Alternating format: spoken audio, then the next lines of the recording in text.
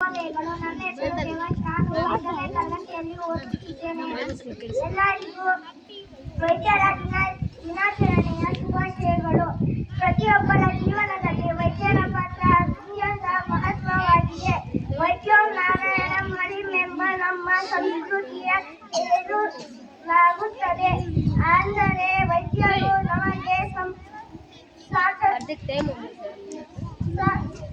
ಸಾಕ್ಷಾತ್ ದೇವರ ಸಮಾನ. ತಮ್ಮ ವೈದ್ಯಕೀಯ ಸುಖ ನಿದ್ದೆಯನ್ನು ಲೆಕ್ಕಿಸದೆ ಹಗಲಿರುಳು ರೋಗಿಗಳ ಸೇವೆ ಮಾಡುವ ವೈದ್ಯರು ನಿಜವಾದ ಸಮಾಜ ಸೇವಕರು ಮತ್ತು ನಮ್ಮ ಆರೋಗ್ಯ ಕಾವಲುಗಾರರು.